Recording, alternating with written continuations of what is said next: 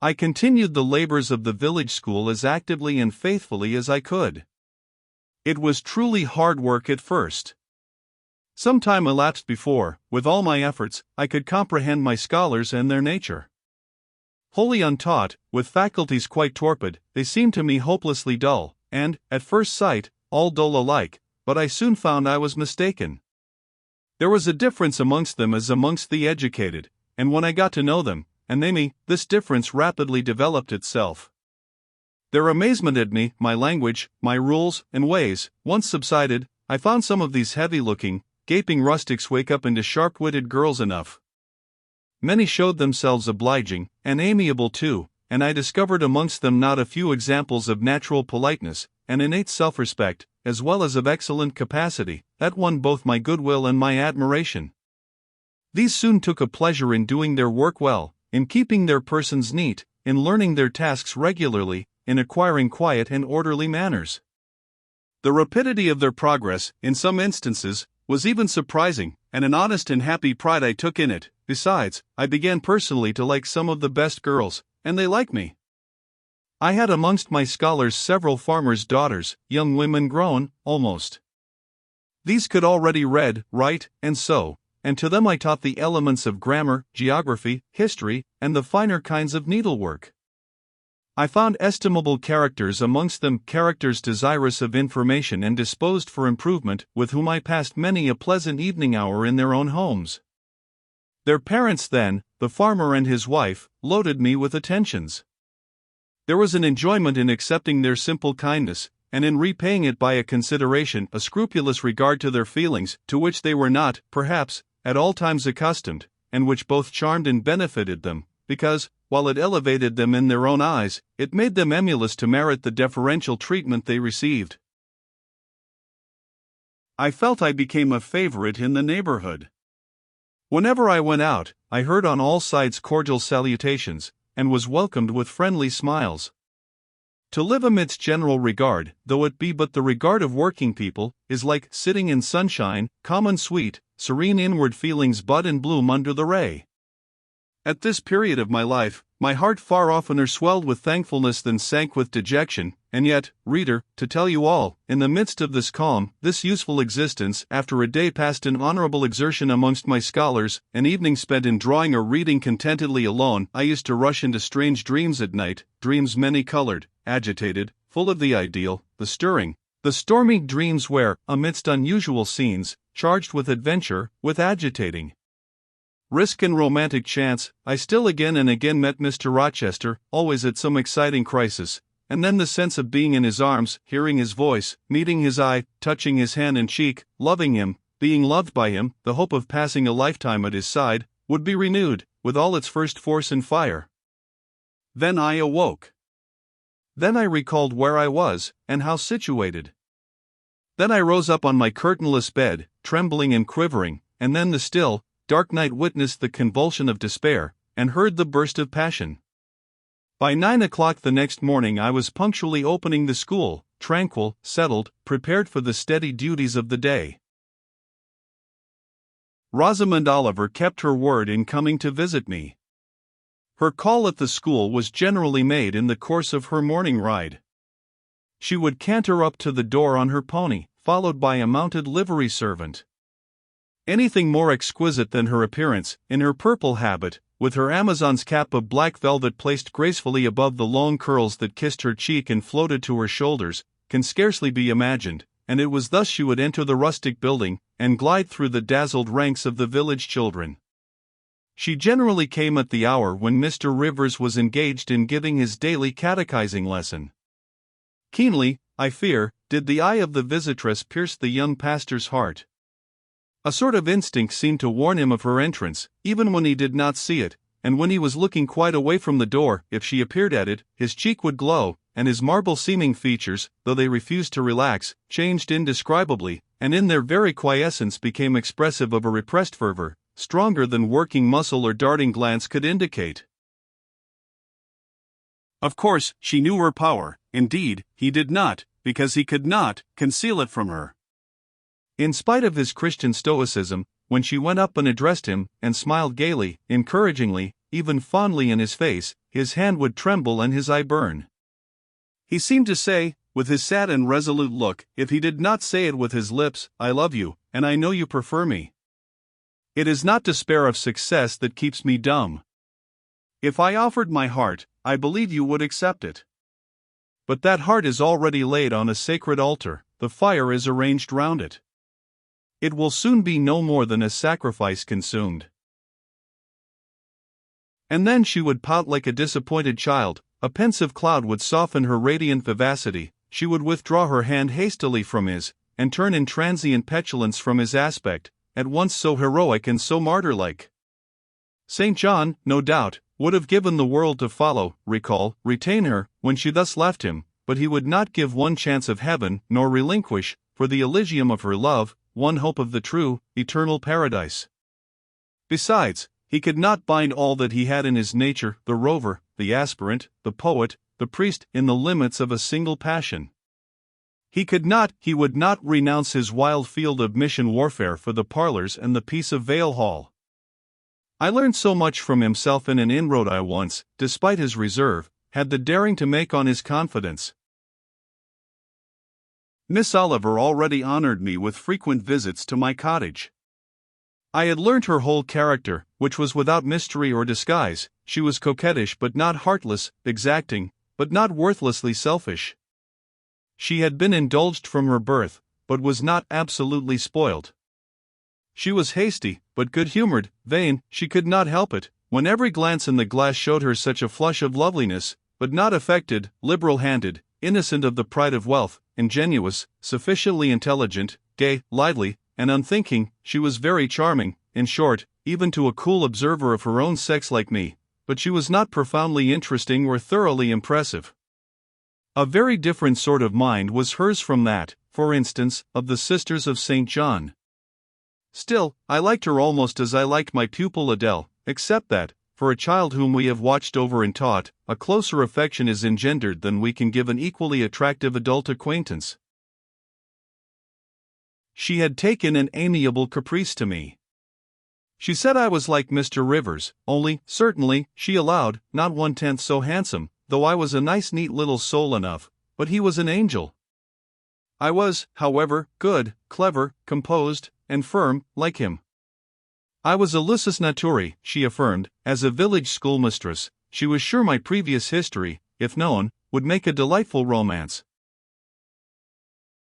One evening, while, with her usual childlike activity, and thoughtless yet not offensive inquisitiveness, she was rummaging the cupboard and the table drawer of my little kitchen, she discovered first 2 French books, a volume of Schiller, a German grammar and dictionary, and then my drawing materials and some sketches, including a pencil head of a pretty little cherub-like girl, one of my scholars, and sundry views from nature, taken in the Vale of Morton and on the surrounding moors.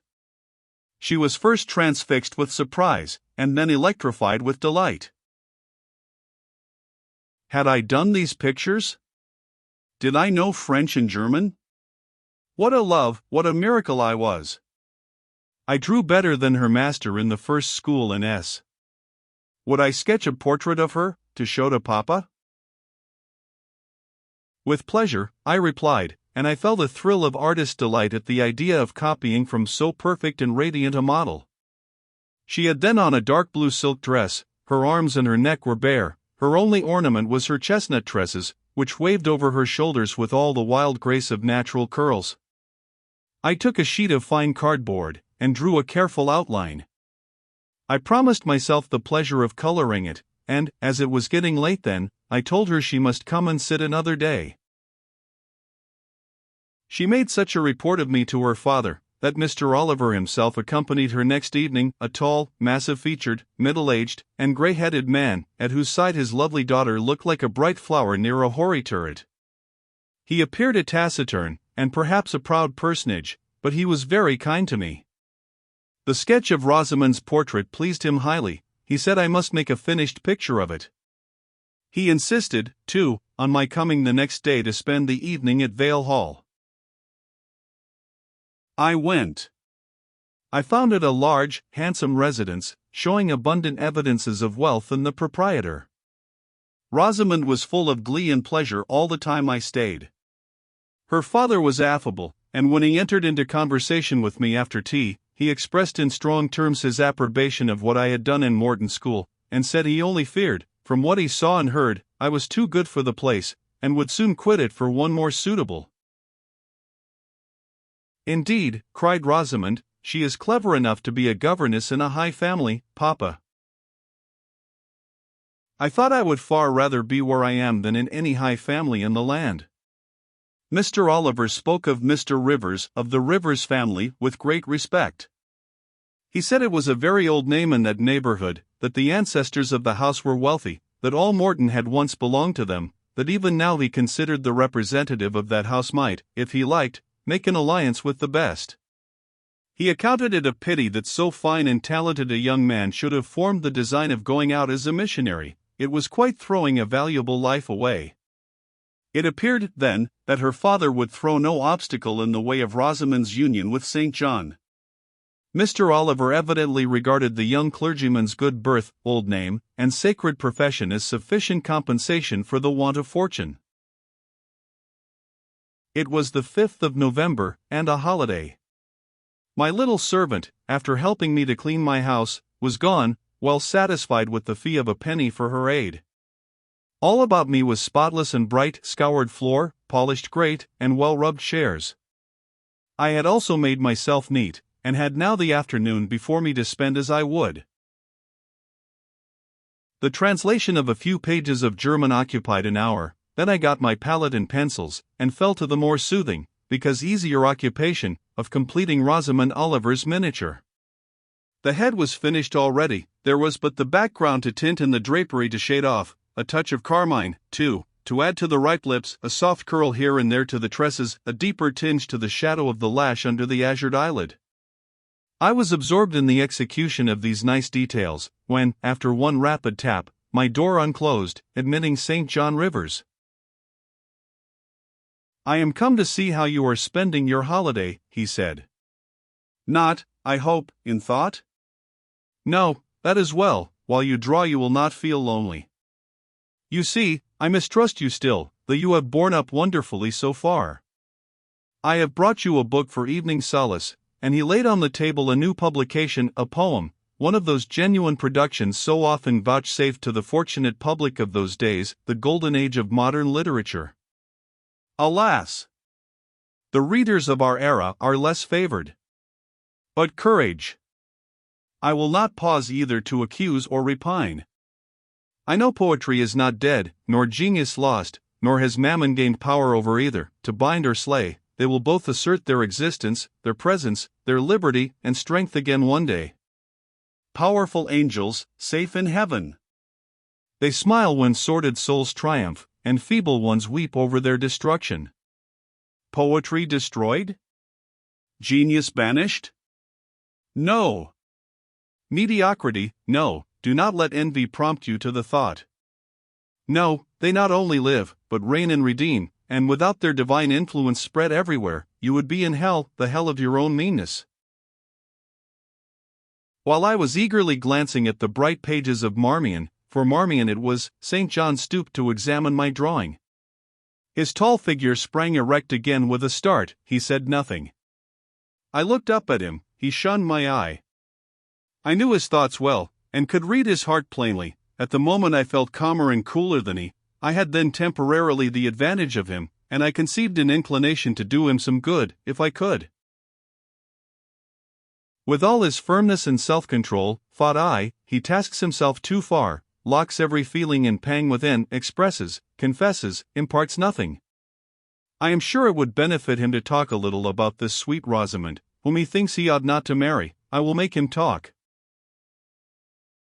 I said first, take a chair, Mr. Rivers. But he answered, as he always did, that he could not stay.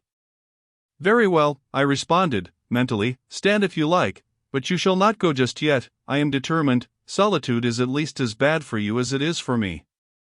I'll try if I cannot discover the secret spring of your confidence, and find an aperture in that marble breast through which I can shed one drop of the balm of sympathy. Is this portrait like? I asked bluntly. Like? Like whom? I did not observe it closely. You did, Mr. Rivers. He almost started at my sudden and strange abruptness. He looked at me astonished. Oh, that is nothing yet, I muttered within. I don't mean to be baffled by a little stiffness on your part. I'm prepared to go to considerable lengths.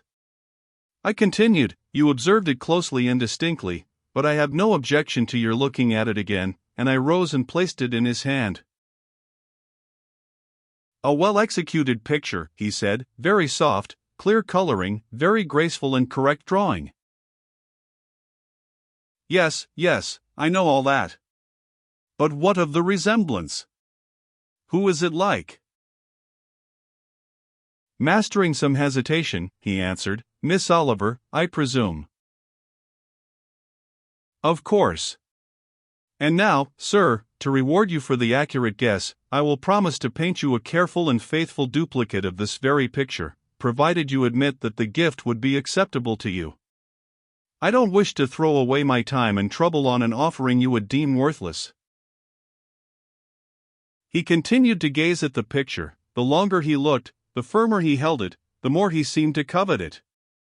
It is like, he murmured, the eye is well managed, the color, light, expression, are perfect. It smiles. Would it comfort, or would it wound you to have a similar painting? Tell me that. When you are at Madagascar, or at the Cape, or in India, would it be a consolation to have that memento in your possession? Or would the sight of it bring recollections calculated to enervate and distress? He now furtively raised his eyes, he glanced at me, irresolute, disturbed, he again surveyed the picture.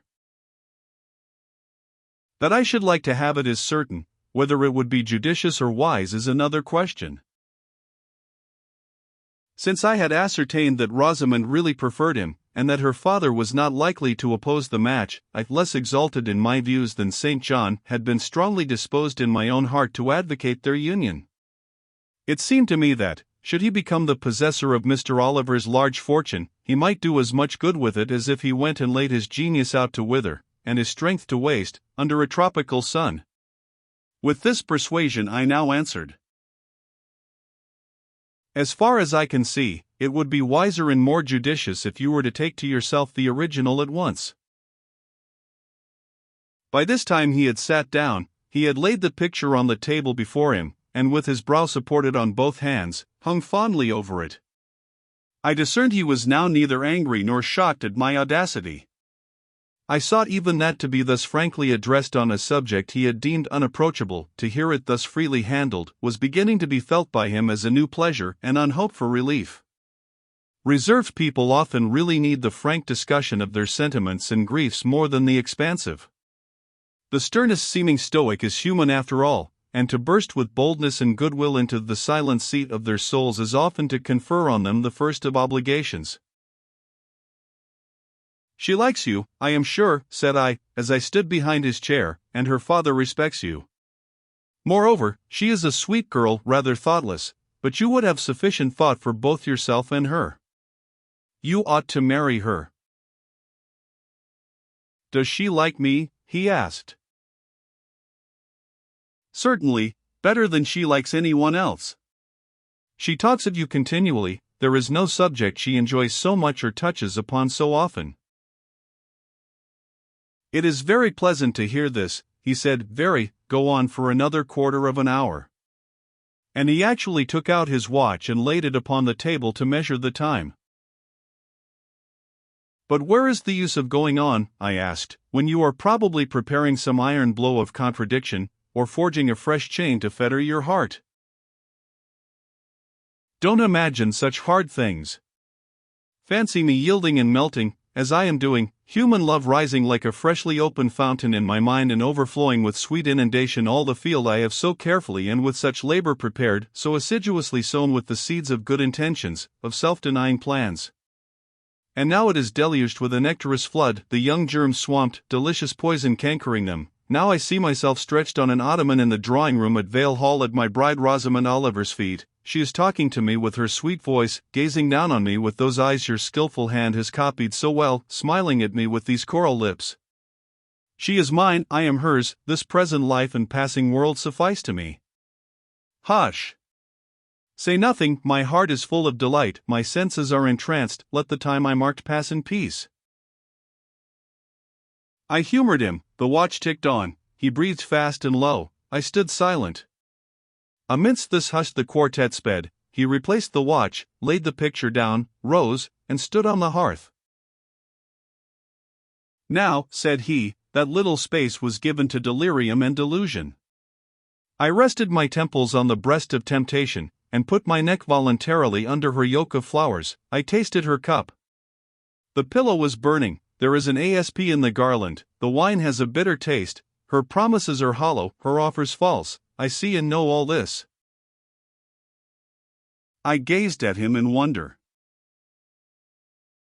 It is strange, pursued he, that while I love Rosamond Oliver so wildly, with all the intensity, indeed, of a first passion, the object of which is exquisitely beautiful, graceful, fascinating, I experience at the same time a calm, unwarped consciousness that she would not make me a good wife, that she is not the partner suited to me, that I should discover this within a year after marriage, and that to 12 months' rapture would succeed a lifetime of regret. This I know. Strange indeed. I could not help ejaculating. While something in me, he went on, is acutely sensible to her charms, something else is as deeply impressed with her defects, they are such that she could sympathize in nothing I aspired to, cooperate in nothing I undertook. Rosamond a sufferer, a laborer, a female apostle? Rosamond a missionary's wife? No. But you need not be a missionary. You might relinquish that scheme. Relinquish. What? My vocation? My great work? My foundation laid on earth for a mansion in heaven? My hopes of being numbered in the band who have merged all ambitions in the glorious one of bettering their race, of carrying knowledge into the realms of ignorance, of substituting peace for war, freedom for bondage, religion for superstition, the hope of heaven for the fear of hell? Must I relinquish that? It is dearer than the blood in my veins. It is what I have to look forward to, and to live for. After a considerable pause, I said, and Miss Oliver? Are her disappointment and sorrow of no interest to you?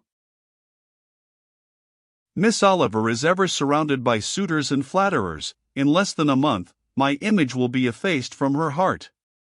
She will forget me, and will marry, probably, someone who will make her far happier than I should do. You speak coolly enough, but you suffer in the conflict. You are wasting away. No. If I get a little thin, it is with anxiety about my prospects, yet unsettled, my departure, continually procrastinated. Only this morning, I received intelligence that the successor, whose arrival I have been so long expecting, cannot be ready to replace me for 3 months to come yet, and perhaps the 3 months may extend to 6. You tremble and become flushed whenever Miss Oliver enters the schoolroom. Again the surprised expression crossed his face. He had not imagined that a woman would dare to speak so to a man. For me, I felt at home in this sort of discourse. I could never rest in communication with strong, discreet, and refined minds, whether male or female, till I had passed the outworks of conventional reserve, and crossed the threshold of confidence, and won a place by their heart's very hearthstone.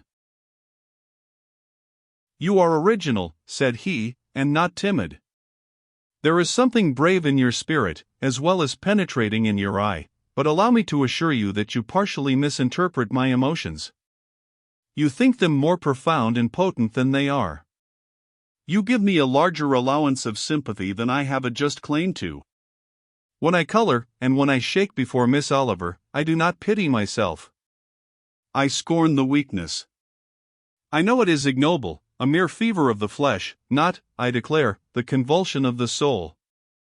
That is just as fixed as a rock, firm set in the depths of a restless sea. Know me to be what I am, a cold hard man. I smiled incredulously. You have taken my confidence by storm, he continued, and now it is much at your service. I am simply, in my original state, stripped of that blood-bleached robe with which Christianity covers human deformity, a cold, hard, ambitious man. Natural affection only, of all the sentiments, has permanent power over me. Reason, and not feeling, is my guide, my ambition is unlimited, my desire to rise higher, to do more than others, insatiable. I honor endurance, perseverance, industry, talent, because these are the means by which men achieve great ends and mount to lofty eminence. I watch your career with interest, because I consider you a specimen of a diligent, orderly, energetic woman, not because I deeply compassionate what you have gone through, or what you still suffer. You would describe yourself as a mere pagan philosopher, I said. No. There is this difference between me and deistic philosophers: I believe, and I believe the gospel. You missed your epithet. I am not a pagan, but a Christian philosopher, a follower of the sect of Jesus. As his disciple I adopt his pure, his merciful, his benignant doctrines. I advocate them, I am sworn to spread them. Won in youth to religion, she has cultivated my original qualities thus, from the minute germ, natural affection, she has developed the overshadowing tree, philanthropy. From the wild stringy root of human uprightness, she has reared a due sense of the divine justice. Of the ambition to win power and renown for my wretched self, she has formed the ambition to spread my Master's kingdom, to achieve victories for the standard of the cross. So much has religion done for me, turning the original materials to the best account, pruning and training nature. But she could not eradicate nature, nor will it be eradicated till this mortal shall put on immortality. Having said this, he took his hat, which lay on the table beside my pallet. Once more he looked at the portrait. She is lovely, he murmured. She is well named the Rose of the World, indeed. And may I not paint one like it for you? Cui bono? No. He drew over the picture the sheet of thin paper on which I was accustomed to rest my hand in painting, to prevent the cardboard from being sullied. What he suddenly saw on this blank paper, it was impossible for me to tell, but something had caught his eye. He took it up with a snatch, he looked at the edge, then shot a glance at me, inexpressibly peculiar, and quite incomprehensible, a glance that seemed to take and make note of every point in my shape, face, and dress, for it traversed all, quick, keen as lightning. His lips parted, as if to speak, but he checked the coming sentence, whatever it was. What is the matter? I asked. Nothing in the world, was the reply, and, replacing the paper, I saw him dexterously tear a narrow slip from the margin. It disappeared in his glove, and, with one hasty nod and good afternoon, he vanished. Well, I exclaimed, using an expression of the district, that caps the globe, however. I, in my turn, scrutinized the paper, but saw nothing on it save a few dingy stains of paint where I had tried the tint in my pencil. I pondered the mystery a minute or two, but finding it insolvable, and being certain it could not be of much moment, I dismissed, and soon forgot it.